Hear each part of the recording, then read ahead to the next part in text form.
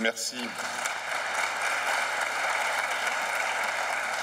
Madame la ministre, chère Agnès Buzyn, Monsieur le Président, cher Patrick, merci pour ton accueil et tes mots. Madame la Directrice Générale de l'Offre de Soins, chère Cécile, Mesdames et Messieurs les parlementaires et amis, Mesdames et Messieurs les membres du COMEX, Mesdames et Messieurs les présidents de région, chers amis. Madame la Ministre, votre présence aujourd'hui aux côtés de celles et ceux qui font l'hospitalisation privée en France est appréciée. Je vous prie de le croire à sa juste valeur. Elle constitue un témoignage de reconnaissance dont nous mesurons la portée, a fortiori, après l'indifférence, voire l'hostilité des années passées, illustrée notamment par les absences répétées à nos événements FHP. Mais rassurez-vous, nous n'avons pas oublié l'art et la manière de bien accueillir une ministre. Soyez donc assurés, chère Agnès, d'avoir ici, aujourd'hui, devant vous, des hommes et des hommes, des femmes et des hommes, réceptifs au message que vous allez nous délivrer et plus que jamais soucieux d'être contributeurs à l'amélioration du système de santé de notre pays. Je n'ai pas oublié que lorsque vous avez été nommé ministre de la Santé en mai, vous avez tout de suite exprimé le souhait de nous rencontrer. Lors de cet échange franc et très constructif, je vous ai fait part des valeurs qui doivent, selon nous, sous-tendre l'action publique en santé. La confiance mutuelle, l'équité de traitement, le respect de chacun et la transparence de vos décisions. Et j'ajouterai l'unité, à l'image de l'Assemblée réunie aujourd'hui, car le rassemblement des acteurs hospitaliers est indispensable pour relever les défis qui nous attendent. Telle est la clé du succès, pour reprendre le titre de la table ronde qui réunit ce soir toutes les fédérations. En cette rentrée, les conditions de l'action se précisent. Vous avez présenté hier les modalités de la concertation sur la stratégie nationale de santé. Nous sommes prêts à être pleinement contributeurs à cette démarche à travers ces thèmes prioritaires. Je pense en premier lieu à la prévention et à la promotion de la santé. Nous consacrons cet après-midi une table ronde à ce sujet, destinée notamment à illustrer les actions de l'hospitalisation privée en la matière. Sachez que vous trouverez ici des interlocuteurs engagés sur des préoccupations de santé publique. Vous nous préciserez ce que vous attendez de nous pour tendre vers une prévention pleinement incluse dans le parcours de soins. J'ai eu l'occasion de dire aux médias hier et ce matin notre pleine participation. Nous savons combien les inégalités sociales et territoriales et les inégalités de santé sont corrélées. Garantir à tous les Français un égal accès aux soins, partout et au meilleur coût. Tel est le vrai service au public, indépendamment des considérations statutaires. C'est ce qui guide l'action de nos cliniques citoyennes au travers des missions qu'elles accomplissent au service des Français. Votre stratégie nationale met aussi l'accent sur la qualité des soins. J'y reviendrai. Mais ce primat de la qualité et de la pertinence au service de l'efficience constitue pour nous le socle de la révolution culturelle qui s'impose pour la santé de demain. L'innovation, elle aussi, doit être mise au service de tous. Une politique publique ambitieuse de l'innovation en santé, simplifiant les cadres normatifs, accompagnant financièrement l'accès à l'innovation et en facilitant la diffusion, s'impose. Nos établissements qui font la preuve au quotidien de leur capacité d'adaptation et d'innovation, tant organisationnelle que technologique, sont dans l'attente d'impulsions fortes qui ont largement fait défaut jusqu'alors.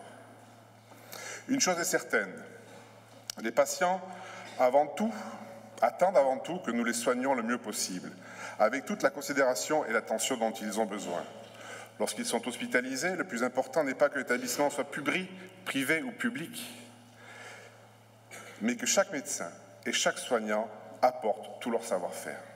La France bénéficie d'un système de santé qui repose à la fois sur une offre publique et sur une offre privée. Cette émulation constitue une richesse. Le secteur privé apporte toute son aptitude à innover. Vous pouvez compter sur lui. Il revient toutefois à veiller à ce que notre professionnalisme ne soit pas pénalisé, parfois fortement, par ce qui fut ressenti dans les années qui viennent de s'écouler comme de la maltraitance.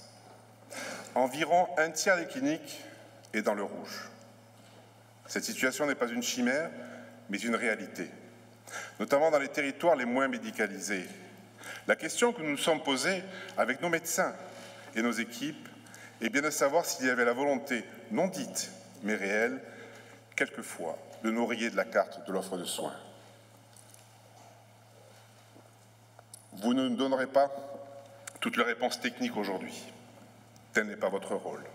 Je souhaite toutefois vous fournir quelques points de repère qui sont importants et dont certains constituent des marqueurs qui conduiraient à rétablir la confiance. Cette confiance dans un environnement stabilisé est indispensable pour mettre en œuvre les réformes de notre système de santé qui s'imposent. Dès à présent, puis dans le PLFSS 2018, des signes forts, tangibles, peuvent être donnés. Je voudrais tout d'abord évoquer le sujet du CICE. Les cliniques ont été, vous le savez, les seules entreprises de France à s'être vues reprendre le bénéfice du CICE. On nous annonce à présent que dès 2018, le CICE passera de 7 à 6%, ce qui représente 33 millions d'euros en moins pour notre secteur. Il est donc impératif de rebaser les tarifs à hauteur de ce point de CICE, cela représente 0,40%. Par ailleurs, le projet à l'horizon 2019 de transformation du CICE en allègement de charges représentera un handicap majeur qui constitue pour nous un point d'alerte supplémentaire. Cette double peine, risque de tarifs minorés, charge d'impôts supplémentaires, va encore fragiliser une profession qui, du fait de la pression tarifaire, est depuis 6 années et dans l'incapacité de répondre aux attentes en matière de négociation salariale. Dans le même temps, l'augmentation de 1,2% du point d'indice de la fonction publique hospitalière crée une véritable asymétrie entre les deux secteurs. Le climat social s'en ressent, en dépit du souci permanent que nous avons de valoriser de toutes les manières les parcours des professionnels qui exercent dans nos établissements. La réforme du financement d'établissements de soins de suite et de réadaptation, quant à elle, a été conduite sans la concertation suffisante. La dotation modulée à l'activité est construite de telle façon qu'elle conduit à dévaloriser les prises en charge spécialisées, l'inverse exact de ce qui est recherché. Un tel effet va à l'encontre des enjeux de santé publique. Le parcours de soins est menacé au détriment même des patients. Nous ne refusons pas la réforme. Nous voulons la réussir avec l'ensemble des acteurs. À ce stade, un moratoire est indispensable pour remettre le sujet à plat et se donner le temps de son évaluation et de son impact. Le privé est un contributeur important dans le traitement des cancers. La cancérologie est une des illustrations de la prise en charge de l'innovation par notre secteur. Les traitements évoluent. Les examens de biologie moléculaire sont essentiels aujourd'hui dans le traitement de précision de certains cancers, comme vous le savez, mieux que beaucoup d'entre nous.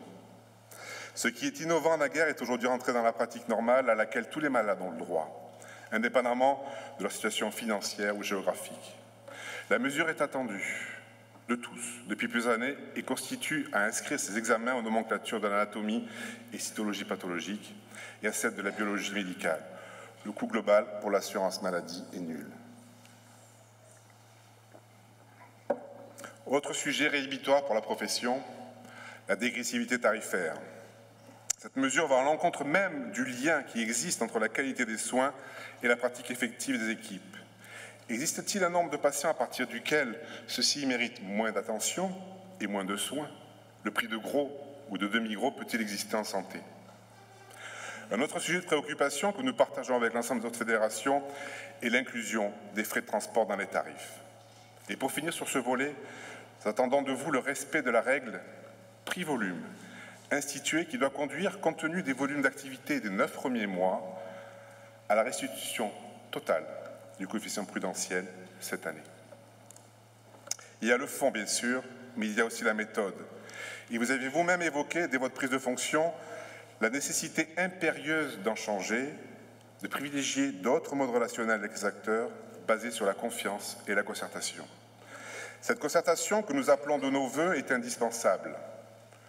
Nous sommes des cliniques citoyennes, des acteurs responsables tournés vers l'intérêt général, conscients des contraintes et des indispensables efforts d'économie nécessaires. C'est pourquoi nous souhaitons être, dès à présent, associés à la préparation de la prochaine campagne tarifaire dans un esprit de responsabilité. Je voudrais également évoquer devant vous l'approche territoriale. Nous avons encore tous une marge de progrès pour lutter contre ces inégalités. Nous sommes inquiets, ne le cachons pas, face à la mise en place à marche forcée des groupements hospitaliers de territoire. Le GHT est une entité hybride qui a pour objectif, le premier, de mieux organiser l'hôpital public, le second, de contribuer à l'organisation des soins sur le territoire. Le premier exclut le second dans un système dual public-privé. Si le GHT n'est qu'un instrument de polarisation du parcours de soins vers le public, l'échec est garanti. Et ce que nous observons sur le terrain est loin de nous rassurer pour le moment. Nous souhaitons remplir les devoirs qui nous lient aux patients et au nécessaire équilibre de l'assurance maladie, mais pas en tant que supplétif ou comme remplaçant sur la touche. Nous avons notre savoir-faire médical et nous souhaitons être participants à part entière. Le PLFSS 2018 devrait nous inviter à expérimenter la rémunération des acteurs de santé au parcours ou à la séquence de soins. Nous y sommes bien sûr favorables, mais ce travail collectif de définition d'objectifs est un préalable incontournable. Madame la Ministre, ce nouveau quinquennat constitue aussi une formidable opportunité, et ceci dès à présent, d'être audacieux sur des sujets stratégiques comme la régulation, l'innovation, la simplification et de donner les bonnes impulsions. Chacun convient que la politique du rabot n'est pas soutenable plus longtemps. On ne peut asseoir uniquement le respect de l'Ondam sur des baisses tarifaires. Nos établissements ont besoin de visibilité pour faire les investissements nécessaires aux besoins de santé. Les baisses tarifaires entament à présent le cœur du métier. Le stade d'après touchera la qualité même des soins. Il est de notre devoir politique de vous en faire part. Une stabilité des orientations est nécessaire. Le développement de la chirurgie ambulatoire, auquel nous contribuons fortement, ne s'accorde pas dans le même temps avec un aléa tarifaire accéléré à la baisse. Nous prônons une nécessaire prise en compte de la qualité dans le financement, vous le savez. Bien sûr, pas en rémunérant moins des soins de qualité moindre, car ce serait admettre que l'on peut accepter des soins de qualité insuffisantes. Des innovations sont possibles, dans lesquelles les acteurs prennent en charge les conséquences de leurs erreurs évitables. La qualité des soins, qui débute avec la pertinence des soins, est essentielle pour les patients, pour les équipes qui les prennent en charge et pour l'efficience du système. De telles réformes méritent une concertation approfondie, une cohérence interne, des mesures d'impact, sans perte de temps. Sur l'innovation, comment comprendre qu'en 2017, nous en serions encore à expérimenter la rémunération de la télémédecine? Nous devons inventer des modalités nouvelles d'expérimentation qui permettent une généralisation plus rapide et qui partagent les gains entre les acteurs et les financeurs. Enfin, sur la simplification, les propositions que nous avons portées ces dernières années sur la maternité et la dialyse sont restées lettres mortes. D'autres secteurs ont été entendus, mais des marges de progrès substantielles demeurent sur ce sujet. Le choc de simplification promis reste encore au stade de léger soubresaut. La psychiatrie a fait partie de ces secteurs qui ont bénéficié d'une première et bienvenue simplification de normes réglementaires de fonctionnement. Aujourd'hui, il y a matière à aller plus loin pour soutenir l'ambulatoire avec le développement de l'hospitalisation de jour. Dans ce cadre, les cliniques psychiatriques aimeraient vous entendre sur les modalités financières de valorisation de leur prise en charge. Nous avons, Madame la Ministre, beaucoup de sujets passionnants, enthousiasmants, à défricher ensemble. J'ai la conviction que les acteurs de santé et les fédérations hospitalières ont la volonté de se réunir sur un mode collaboratif et contributif. Nous porterons des propositions conjointes. Nous avons beaucoup souffert par le passé d'une politique qui crée sciemment les conditions de la discorde. Je sais que vous souhaitez vous inscrire en rupture par rapport à cela et nous en réjouissons. Dans un cadre nouveau, basé sur la concertation et la confiance, le souci permanent de la santé des Français qui nous réunit sera le principe fondateur de tous nos échanges. Merci encore, Madame la Ministre, pour votre présence aujourd'hui.